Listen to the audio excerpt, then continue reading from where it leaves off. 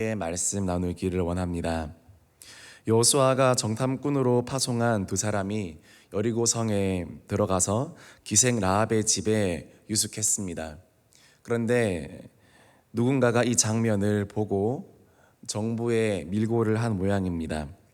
그래서 여리고 왕이 사람을 보내어서 정탐꾼들을 체포해 오라고 한 것입니다. 그러나 라합은 정탐꾼들을 내어주지 않고 옥상에 숨겨둡니다. 그리고 이스라엘 백성들을 선대해 준 것에 대한 증표를 자기와 자기 가정에 허락해 달라고 정탐꾼들에게 요구합니다. 정탐꾼들은 라합의 가정을 선대하고 구원해 주겠다는 약속을 하고 나서 다시 이스라엘 진영으로 돌아갈 수 있었습니다. 이로 인해 이스라엘 백성들은 여리고를 점령할 수 있었습니다.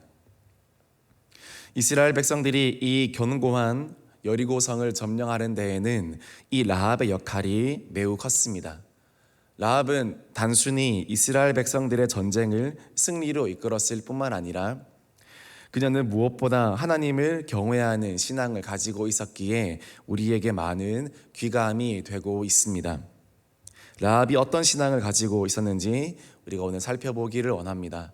첫 번째로 그녀는 하나님 말씀을 듣고 믿었습니다. 라합은 하나님이 이스라엘 백성에게 가나안 땅을 주실 것을 자신도 확신한다고 그렇게 말했습니다.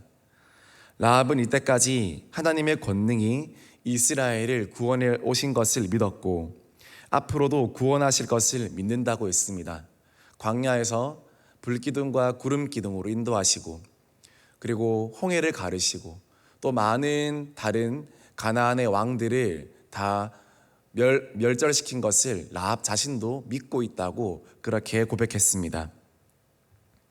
하나님의 권능의 소문이 여리고에 쫙 퍼졌습니다. 그러나 그것을 믿기로 결단한 사람은 라합 한 명뿐이었습니다. 모두들 두려워할 줄은 알았습니다. 모두들 두려워 떨 줄은 알았지만 그러나 내가 하나님을 믿겠다. 하나님을 내가 따라가 보겠다라고 말하고 결단한 사람은 라합 한 사람밖에 없었습니다. 그래서 라합은 하나님 말씀을 순전히 믿었다는 것입니다. 특별히 10절에 보니 이렇게 말합니다. 우리가 들었음이니라. 라합 자신의 눈으로 직접 본 것은 아무것도 없었지만 그러나 그녀는 보지 않고도 믿었습니다. 하나님이 행하신 일을 순전히 들음으로만 믿었다는 것입니다. 이 외에 라합이 한 일은 사실 별로 없습니다. 그냥 믿은 것밖에는 크게 한 것이 없습니다. 그런데 이 라합의 믿음, 그저 들음으로 믿은 이 믿음은 라합을 살릴 뿐만 아니라 라합의 가족을 모두 구원하였습니다. 오직 믿음으로 구원받는다는 이 사실은 신약에 이르러서 새로 생긴 사실이 아닙니다. 루터가 발견한 것도 아닙니다. 바로 이 라합을 통해서도 오직 의인은 믿음으로 말미암아 산다는 것을 그리고 그 믿음으로 구원받는다는 것을 우리는 알 수 있습니다. 그녀는 신전 기생이었지 않습니까? 이스라엘의 대적 중에 대적이었습니다. 블랙리스트 1호였습니다. 가장 먼저 칼날로 진멸되고 하나님 앞에 바쳐져야 될 그런 죽음의 사람이었습니다. 그런데 그녀가 하나님을 믿기로 결정하니까 그것만 하니까 하나님이 그녀를 받아들이셨고 그녀와 그녀 가정까지 구원하셨다는 것입니다. 주 예수를 믿으라 그리하면 너와 내 집이 구원을 받으리라. 이 말씀이 라합의 가정에 온전히 이루어졌다는 것입니다. 이렇게 하나님의 말씀을 듣고 그 앞에 떠는 자는 복이 있습니다. 나는 오늘도 하나님의 말씀을 듣고 떨고 있습니까? 그리고 들을 뿐만 아니라 그 앞에 떨며 그것을 순종하고 있습니까? 말씀의 부재의 인생, 말씀이 떠나간 교회, 하나님의 말씀이 사라진 시대는 비극입니다. 그러나 라합은 그런 비극적인 상황과 환경 가운데서도 어느 것 하나 세상적으로 내세울 수 없는 절망적인 환경 가운데서도 그녀는 하나님을 믿었다는 이유 하나만으로 그 보상이 엄청났다는 것입니다. 우리는 오늘 무엇을 믿고 있습니까? 여러 가지 많은 이야기와 뉴스와 소식들이 들리고 있습니다. 우리가 정말 믿고 있는 것은 무엇입니까? 정말 하나님만 믿고 있습니까? 내가 정말 말씀만 믿고 있습니까? 나 좋으신 하나님, 또 구원하실 하나님만 우리가 믿고 있습니까? 비록 보지 못해도 그저 들었다 하더라도 그 들음으로만 내가 믿을 수 있습니까? 그렇게만 하더라도 하나님께서 구원해 주시고 하나님이 도와주시고 하나님이 함께 하신다는 사실을 믿으시길 바랍니다. 믿음이 약해지지 마시고 집에서도 말씀을 들을 때 들음으로만이라도 그 믿음이 내 속에 생길 수 있기를 그렇게 기도하시면서 우리 마음에도 이 라합이 가졌던 확신, 본 것보다 더 본 것 같이 느껴지는 그 듣는 것만으로도 본 사람보다 더 잘 믿는 그런 믿음이 우리에게 있게 되어지기를 소망합니다. 이 믿음이 있으면 절대로 흔들리지 않고 승리할 수 있게 될 줄 믿습니다. 두 번째로 이 라합의 신앙은 창문에 붉은 줄을 달아매는 신앙이었습니다. 이스라엘이 여리고를 공격할 때 라합의 가족을 살려주겠다는 징표로 두 정탐꾼들은 라합에게 붉은 줄을 창문에 메어 달아라고 그렇게 말합니다. 그러면 전쟁이 났을 때 이스라엘 백성들이 이 붉은 줄 매단 집을 보고 라합의 집을 알아서 이 집만큼은 불사르지 않고 살려두겠다는 약속이었습니다. 붉은 줄이 있으면 구원을 받고 붉은 줄이 없으면 구원을 못 받는다는 것입니다. 이 붉은 줄은 무엇을 상징합니까? 예수님의 보혈을 상징합니다. 우리 영혼에 이 붉은 줄이 걸려 있어야 하는 것입니다. 이것 말고는 살 길이 없기 때문입니다. 내 영혼에 이런 붉은 줄이 걸려져 있습니까? 내 마음의 창문에 이 예수 그리스도의 징표가 걸려져 있습니까? 그러면 살고 없으면 죽는다는 것입니다. 우리 여호수아 2장 19절 말씀, 이 말씀 같이 한번 읽어보도록 하겠습니다. 시작. 누구든지 내 집 문을 나가서 거리로 가면 그의 피가 그의 머리로 돌아갈 것이요 우리는 허물이 없으리라. 그러나 누구든지 너와 함께 집에 있는 자에게 손을 대면 그의 피는 우리의 머리로 돌아오려니와. 우리 특별히 빨간색 글씨를 보면 누구든지 내 집 문을 나가서 거리로 가면 그의 피가 그의 머리로 돌아갈 것이요 우리는 허물이 없으리라 라고 말하고 있습니다. 저는 이 말씀을 보고 이 단어가 떠올랐습니다. 격리라는 단어가 떠올랐습니다. 라합이 격리됐네, 집에 갇혔네. 하도 코로나 시대를 살다 보니까 성경 말씀을 봐도 이렇게 해석이 됩니다. 붉은 줄을 내건 순간부터 라합의 집은 격리됐습니다.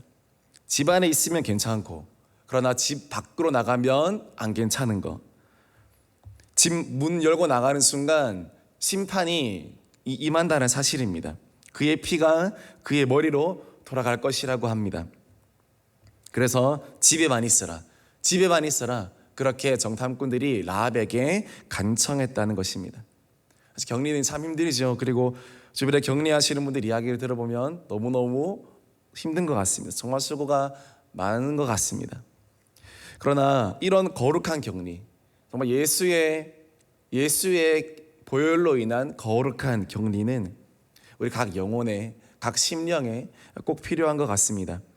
조금 더 격하게 표현을 하자면 코로나 시대에 집에 격리되어야 되는 것이 아니라 예수께 격리되어야 되는 것입니다. 교회에 격리되어야 되는 것입니다. 말씀에 격리되어야 되는 것입니다. 예수 밖으로, 교회 밖으로, 말씀 밖으로 답답하다고 문을 열고 나가면 안 된다는 것입니다. 그 안에 있어야 합니다. 거룩한 격리를 우리는 당해야 합니다. 붉은 줄이 내걸린 집, 그 안에 있어야 한다는 것입니다. 교회가 바로 붉은 줄이 내걸린 집 아닙니까? 교회마다 빨간 십자가가 걸려 있지 않습니까? 그것은 무엇을 의미합니까? 이 교회는 빨간 십자가, 예수님의 보혈로 세워진 집이다. 그것을 말하는 것 아니겠습니까? 예수의 보혈로 세워진 집이다. 교회는 붉은 줄이 걸린 집이다. 그것을 말하고 있습니다. 우리 각 심령에도 이 붉은 줄이 걸려져 있기를 소망합니다. 예수님을 믿으면 살 수 있고, 예수의 보혈이 있으면 오늘도 승리하고, 나에게 능력 없지만 그러나 그 붉은 줄 자체에 능력이 있습니다. 그 붉은 줄 자체가 능력이 있습니다. 다른 사람들은 볼 때 라합에게 말했습니다. 너 뭐해? 너 뭐해? 붉은 줄 왜 걸어? 그냥.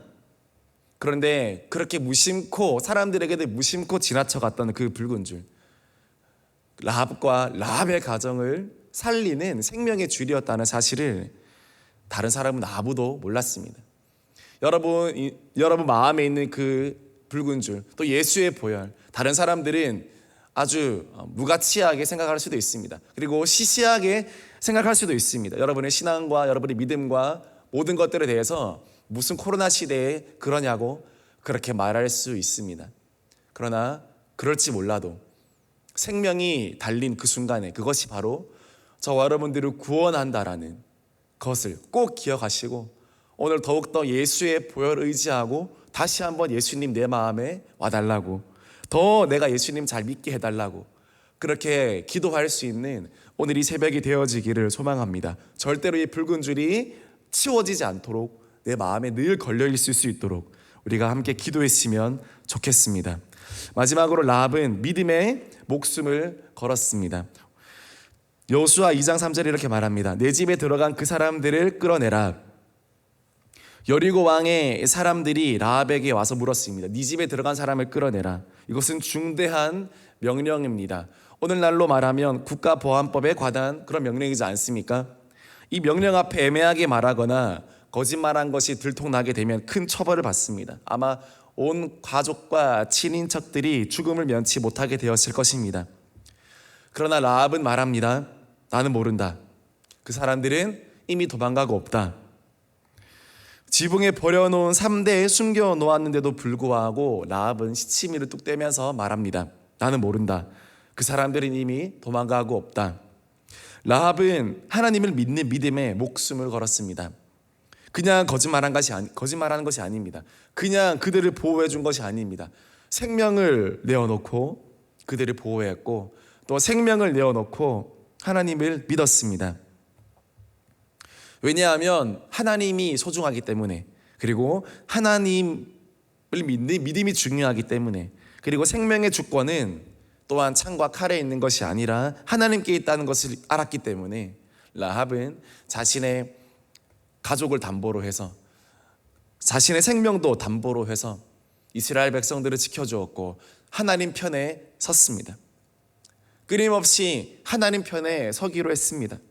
링컨이 말했던 것처럼 하나님이 우리 편에 있는가 걱정하지 말고 내가 하나님 편에 있는지 돌아보라는 그 말처럼, 라합은 나는 누구 편인가? 나는 누구 편인가? 나는 정말 하나님 편인가? 라합은 그렇게 생각하고 그렇게 행동했습니다. 그리고 하나님의 편이 된 순간 하나님도 라합의 편이 되어주셨습니다.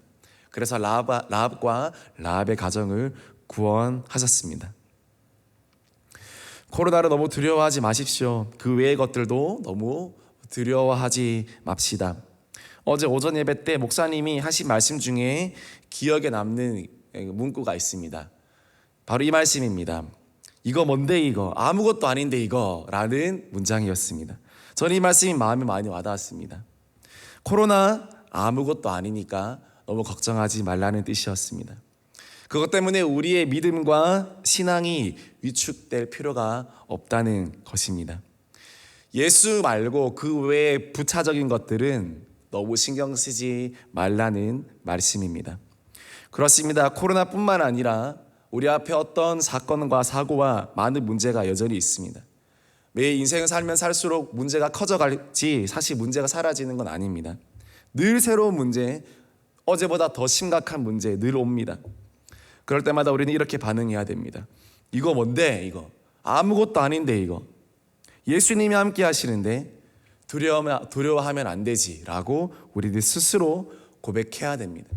하나님이 주시는 마음은 두려워하는 마음이 아니라 사랑과 능력과 또 절제하는 마음, 또 평안한 마음이라고 말씀하십니다. 사단의 가장 큰 무기는 두려움입니다. 사단은 힘이 없습니다. 그러나 무엇을 무기로 삼습니까? 저와 여러분들이 가지고 있는 두려움을 사단의 무기로 삼습니다. 사단은 아무것도 들고 있지 않습니다.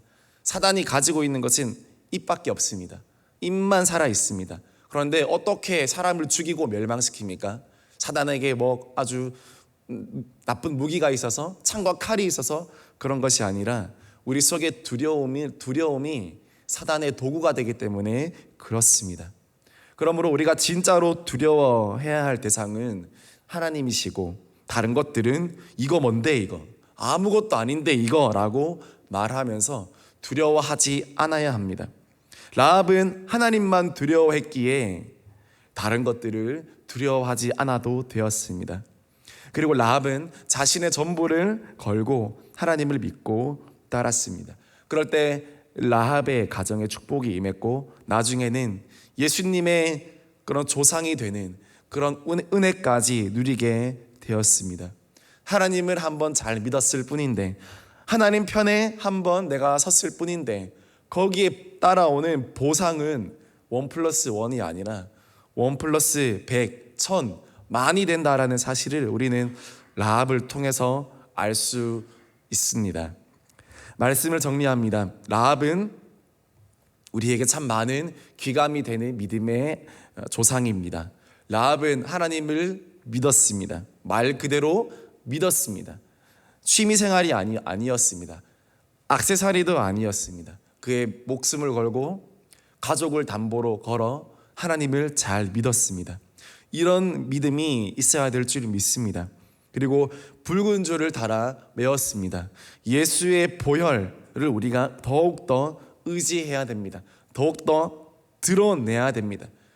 잘 드러내지 않지만 라합은 너무 잘 드러냈습니다. 나는 예수 믿는다. 나는 하나님 믿는다.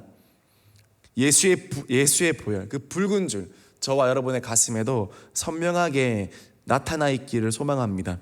그리고 온전히 순종하고 믿은 대로 실천하고 온전히 따라갈 때 우리도 라합처럼 놀라운 은혜를 경험하고 놀라운 많은 은혜를 경험하게 되는 그런 축복이 있게 될 줄 믿습니다. 우리도 라합처럼 하나님을 잘 경외하여서 이 코로나 기간 가운데 더욱더 하나님께 인정받고 하나님의 복을 누리는 우리 모든 대형의 식구들이 되어지기를 주님의 이름으로 축복합니다.